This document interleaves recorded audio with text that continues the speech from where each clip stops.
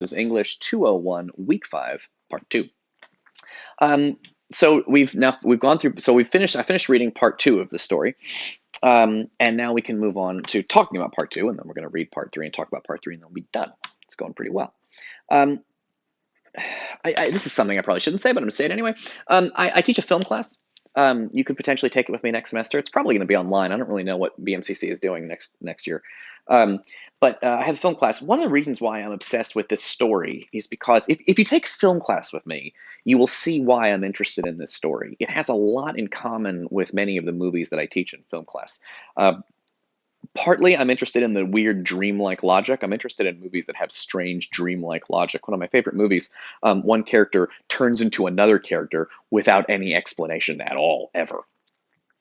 And there's a lot of dreamlike or strange things like that that happen in one of my favorite movies. But also, a number of the movies that I teach, including The Shining and Night of the Hunter and Blue Velvet and Lost Highway, and Barton Fink, I guess, too, feature these kinds of like big, aggressive father figures, these like very big, dangerous, yelling, strict fathers that pop up in like 4 of the 14 movies that I teach. Also, I may be forgetting some, but like, and that's one of the reasons why I'm sort of fascinated by this story, because it has both the sort of angry, strict, larger than life father. Actually, at the end of the last section, um, it's the narrator says it sounded to Gregor as if there was more than one father behind him when he's chasing him into the room the first time at the end of section 1. And so I'm very interested in these kinds of overbearing father figures because they pop up in a lot of my favorite movies. And I'm interested in thinking about where they're coming from. And I think Kafka's one of the places they're coming from. And of course, both the movies that I like and this story are both very dreamlike. Oniric is the fancy word for that. Anyway, so the things we were looking at in this story, I'm interested in work. Because I think one of the things stories are one of the points I'm making in this class is about theme, about ideas. Um, Writing is a form of thinking. I think one of the things, and people go, oh, this makes no sense. This is crazy. This is nonsense. It's not nonsense. The story has a lot of intelligent things to say. Kafka has a lot of intelligent ideas about work, and its value and its danger, really, to people. What work does to people, to families, to, and to life, the way it just kind of ruins your life. Um, he also has, I also am interested in metaphor, which is this idea that we cannot make any sense of why Gregor was turned into a bug. There is no clue in the story as to sort of, there's no logic ever presented. The only way I think to approach it is not to be like, don't think about yourself like a friend of Gregor's trying to guess why he was turned into a bug, but think of yourself as a person reading the story. And so instead of being like, I wonder if a wizard turned Gregor into a bug, your question should be, I wonder what kind of metaphor Kafka was aiming at. Is it that employers treat their employees like worthless insects? Is it that he feels worthless like an insect? Um, I think it's an easier way to get it on the level of metaphor. And of course, there's also the level of irony, which is the strange things that happen in the story that are oftentimes the opposite of what you would think. Gregor frequently is like, maybe I'll go back to work. I'll get my coat back. I'll put my clothes on. I'll take the train. I'll go to work. I'll make money. Like, how are you doing that, dude? He's like, oh, maybe I think I'm improving. I'm getting better. What do you mean you're getting better? You're still a giant cockroach, dude. It's not an illness. Although I think an illness is one of the things that the story works as a metaphor for.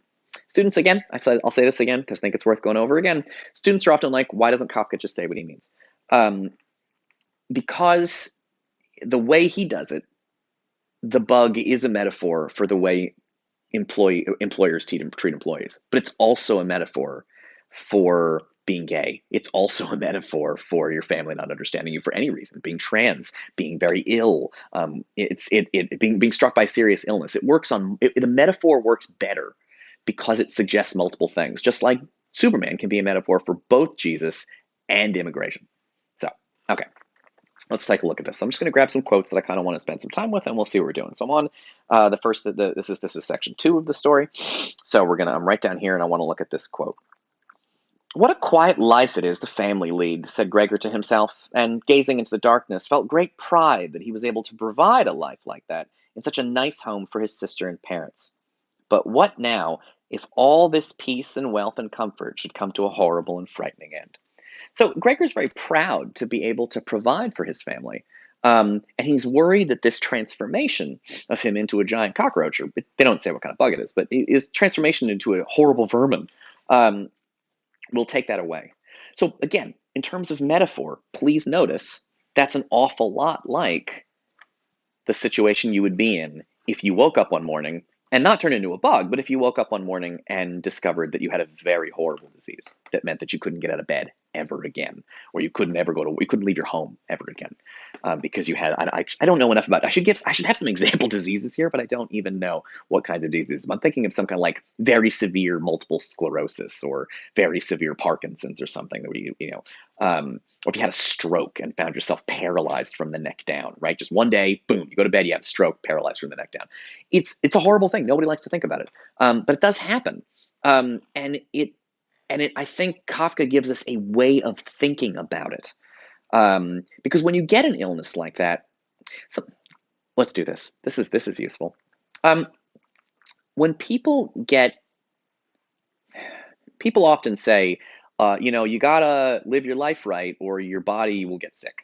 You'll hear people say this all the time. It sounds sort of nice. It sounds sort of like, well, you've got to be healthy and eat right or you'll get, eating Twinkies will give you cancer. Or, you got to get exercise and sunlight or you'll get cancer. Or you have to, or if you keep, and some people will say, if you keep emotions bottled inside, you're going to make yourself sick. You're going to give yourself cancer. Um, that seems sort of nice because people are telling you to take care of yourself. Like it seems to come from a good place when people say that kind of stuff. They're trying to be helpful, but it has a really unfortunate side effect, which is that if you get cancer, sometimes people are like, "Oh, that's because you smoked," or "Oh," and again, smoking does cause cancer, but also like if you've ever seen Breaking Bad, Walter White gets lung cancer. He never smoked a day in his life. Like sometimes bad things just happen to you for no reason, but it's very scary for people when bad things happen for no reason. So if you get cancer, that's very scary because people are like, that guy got cancer for no reason? Could I get cancer for no reason? And so they try to make themselves feel better by being like, oh, he got cancer? That's probably because he ate Twinkies his whole life. It's all that artificial food gave him cancer. Oh, that's probably because he, kept all his anger bottled inside. That gave him cancer. Do you see how that allows them to feel better because it makes them feel in control? Right? I'll tell you the truth. I did this myself. I made this same kind of mistake. I am over 40, on the wrong side of 40, as I've heard it said. I'm over 40, and when COVID started hitting, I was like, oh, I'm okay. It's old people. A lot of old people are getting sick and dying, but like, I'm young, right? I'm stuff. And then I'm scrolling through Twitter, reading the news, and they're like, oh, this congressman from Louisiana who's 40 died of COVID, and I was like, oh shit, what? And like an idiot, I clicked on the link because I wanted to see. I wonder what else was wrong with this guy that COVID got him, right? I was like, and it's fucked up. It's so fucked up. And I will admit this to you.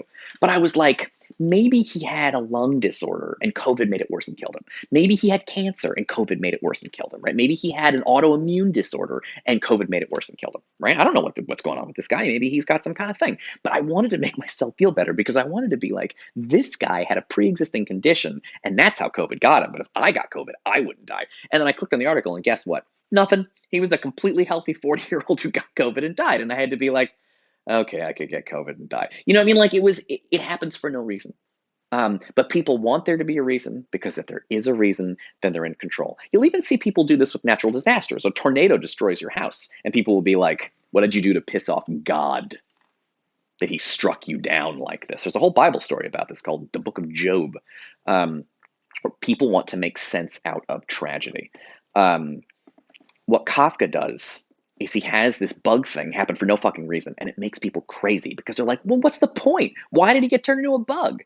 Um, One of the things it's a metaphor for is how it gets turned into a bug for no reason, and that's a metaphor for how bad things will happen to you for no reason. There's nobody to blame. It's not your fault. It's not somebody else's fault. God's not punishing you for being sinful or whatever. Sometimes people just bad things happen to your body. It happens. You just have a stroke and you're dead. So God, I don't I'm sorry. I'm just a very depressing person. I don't know. I try to be funny about it, but I I don't know. I think these things are worth spending time on. I think many Americans refuse to think about death because they're like, I want to be happy all the time. And then when somebody gets sick and dies, they don't know how to deal with it. And people will get sick and die. It's the only game in town. It's the only ending for anybody. So it's worth, I think it's healthy to actually spend some time thinking about these things. I'll see you guys in the next video.